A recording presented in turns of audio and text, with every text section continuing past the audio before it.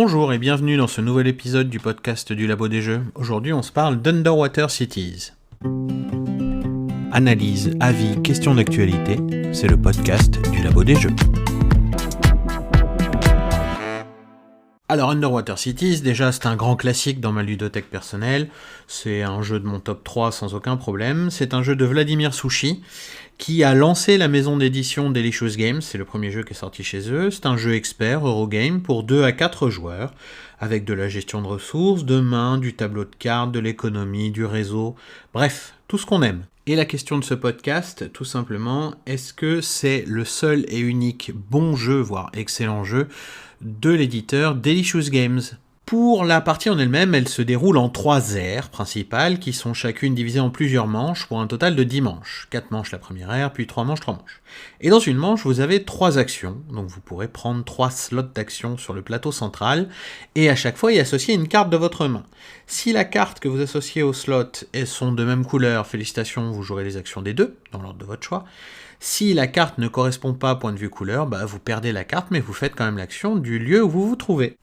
Et le but du jeu, en partant d'une première ville sous-marine, ça va être de créer un beau réseau personnel de cités sous-marines, reliées par des tunnels avec des industries tout autour qui vont produire tout au long de la partie. Pour cela, et ceci développe la partie gestion de ressources, vous avez donc 3 ressources de base, le kelp, le plastacier et la science, auquel s'ajoute l'argent, tout simplement, le nerf de la guerre comme d'habitude. On a également une ressource joker qui permet de remplacer le kelp ou le plastacier. Le jeu propose également des cartes, puisqu'on crée du tableau de cartes, on a des effets immédiats, des effets permanents, et ainsi de suite. Elles vont être changées à chaque changement d'air, c'est-à-dire qu'on va changer le deck dans lequel on le pioche à chaque fois. Ce qui est plutôt intéressant parce que ça permet vraiment de suivre sa montée en puissance et d'adapter le gameplay, le jeu à la montée en puissance des joueurs. C'est vraiment quelque chose de très intéressant que propose le jeu. Et on a également les fameuses cartes S qui, elles, sont là pour toute la partie, avec en particulier celles qui vous donnent des axes de scoring et qu'il faut surveiller de près et surtout les prendre avant les autres pour optimiser au mieux votre scoring final, tout simplement. Alors avec tout ça, qu'est-ce qu'on apprécie particulièrement à Underwater Cities ? La montée en puissance, qui est vraiment parfaitement huilée, elle est vraiment bien pensée, elle avance comme il faut, il n'y a rien à dire. Le changement de deck, comme j'ai dit, à chaque ère fait que on est accompagné dans cette montée en puissance et vraiment tout se passe pour le mieux. Après, il y aura des parties où vous aurez mal calculé votre coût et vos phases de production vont faire que vous vous mettez un peu les pieds dans le tapis comme un grand. Mais bon, ça, c'est avec l'expérience que ça viendra. Sur ce point-là, vraiment, le jeu est incroyable. L'interaction aussi, elle est vraiment folle, moi je l'aime beaucoup. C'est une interaction indirecte, ça va être de la pose d'ouvrier, on vient poser un ouvrier sur ce plateau central pour prendre un slot d'action, et bien entendu, une fois qu'un slot est pris, il ne peut plus être pris par personne. Donc l'interaction se trouve là, elle se trouve également sur, par exemple, les villes roses qui sont limitées, et donc il y aura une course pour aller les chercher, les fameuses cartes S qui donnent des points en fin de partie, il faudra les prendre avant les autres. Bref, il y a de quoi faire sur l'interaction, elle est vraiment intéressante et elle est présente dès 2 joueurs, et ce jusqu'à 4 bien entendu. On va également faire le tour des points négatifs, et il y en a quelques-uns. Tout d'abord, le matériel tout simplement qui est vraiment cheap, entre le plateau qui est coupé carton apparent sur le bord et qui fait, je sais même pas s'il fait 2 mm d'épaisseur, les plateaux joueurs qui sont de simples feuilles un peu épaisses, là il s'est inspiré de Terraforming Mars en fait, tout simplement. Les illustrations, elles sont correctes, mais bon, c'est pas non plus du grand art, loin de là. Il y a eu plusieurs reprints, il y avait l'occasion de modifier tout ça, d'améliorer tout ça, ça n'a pas été fait. Bon, c'est un choix, c'est vraiment un parti pris de la part de l'éditeur. Pour les plateaux joueurs, allez, on va pas non plus tirer sur l'ambulance. Les extensions permettent d'avoir des plateaux double couche, et donc d'avoir des vrais plateaux joueurs, c'est déjà ça de gagner. Pour le reste, ça n'a pas bougé. C'est ce qui me dérange le plus dans Underwater Cities. Et vu qu'on a commencé à parler de l'extension, on va continuer. La première extension, puisque la deuxième a été annoncée là au début d'année, elle n'arrivera qu'à SN, mais la première extension en tout cas, apporte des modules. Les modules, c'est tout ce que je déteste dans une extension. Déjà que les extensions, j'ai de plus en plus de mal. Mais là, des modules, c'est vraiment ce que je n'aime pas. Donc ici, c'est facile, il va falloir faire son marché. Il va falloir voir quel morceau de gameplay ajouté me plaît, quel morceau de gameplay ajouté me plaît pas. Et en fonction, vous aurez un jeu avec extension qui vous plaira ou pas.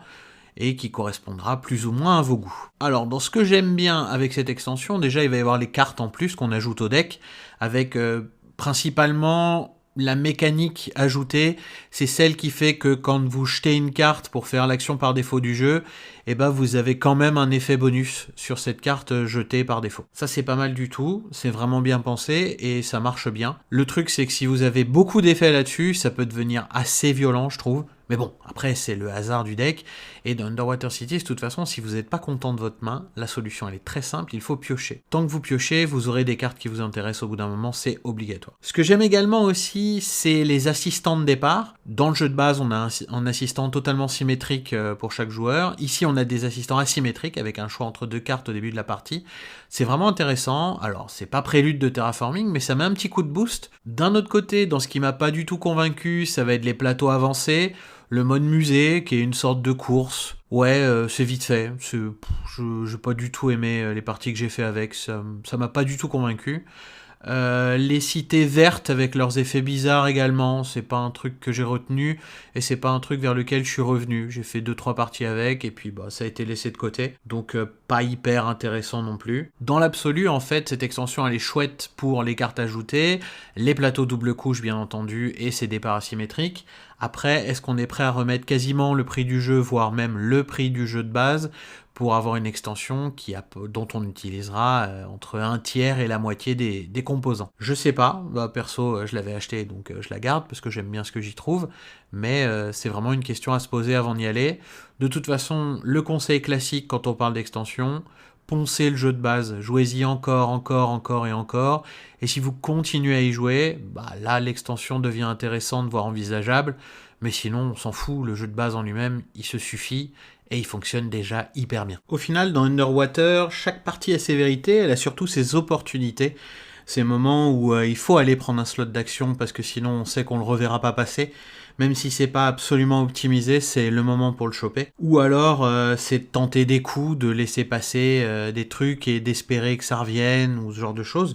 Vraiment, il y a beaucoup de choix dans ce jeu, il y a beaucoup d'interactions et de prise de place et de prise d'espace qui sont intéressantes entre les joueurs, c'est quelque chose qui me plaît beaucoup. On va créer soi-même ces axes de scoring, on va créer soi-même ces axes également de production, donc c'est un jeu où on est assez libre, un peu bac à sable, où on fait un petit peu ce qu'on veut au début, et après il va falloir se poser sur cet axe qu'on a mis et avancer dessus.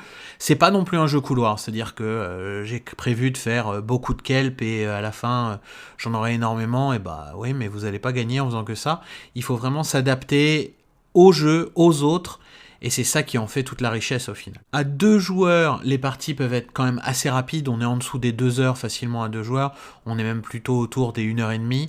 À 4 joueurs, ça peut être un petit peu long, parce que justement, vu qu'il y a une adaptation à ce que choisissent les autres, aux espaces d'ouvriers qui sont encore dispo quand c'est à moi de jouer, il peut y avoir plus de temps de latence entre 2 tours de jeu. Je vous conseille pas de jouer vos premières parties à 4 joueurs, ça risque d'être un petit peu long. Par contre, si vous avez déjà de la bouteille, n'hésitez pas, hein. Moi je trouve le jeu excellent, même dans la configuration à 4 joueurs, et rester 3 heures autour de la table sur Underwater Cities, ça me pose aucun problème personnellement. On en revient donc à la question de ce podcast, est-ce que Underwater Cities est le seul excellent jeu de chez Delicious Games ? Si je prends ce qui est sorti après, j'ai été de déception en déception personnellement, que ce soit Praga, Woodcraft avec une mécanique autour des dés intéressante mais pas grand chose autour, Évacuation qui est sorti après avec 2 modes de jeu qui se marchent l'un sur l'autre, on sait pas lequel des deux il faut jouer, ou alors le tout dernier, Rezafa, qui était quasi invisible à SN et qui depuis n'a pas vraiment fait parler de lui, avec une VF qui tarde à sortir. Je dois avouer que je suis vraiment déçu. Les illustrations sont de pire en pire. Regardez la couverture de la boîte de Rezafa, vous allez tout de suite comprendre ce que je veux dire. Bref, j'ai vraiment l'impression que ça va de moins en moins bien sur les sorties des jeux Delicious Games. On verra si l'extension d'Underwater qui doit arriver cette année redressera la barre. Toujours est-il que pour moi, c'est le seul jeu que j'ai envie de jouer chez cet éditeur-là. Alors ça va faire vieux con, mais pour moi Underwater c'est un de ces derniers jeux où tout était développé aux petits oignons et surtout terminé une fois qu'il sortait. Depuis 2-3 ans, on a des jeux où j'ai vraiment l'impression qu'il manque 6 à 12 mois de développement dessus pour que vraiment on ait quelque chose de fini et de très agréable. Avec Underwater Cities, on a un jeu complet, agréable et challengeant, et c'est ça le principal. En tout cas, j'espère que je vous ai donné envie d'y jouer. C'est tout pour moi, et à bientôt pour un nouvel épisode du podcast du Labo des Jeux. pouvez également nous soutenir grâce à notre Ko-fi, dont on vous met le lien en description. Merci.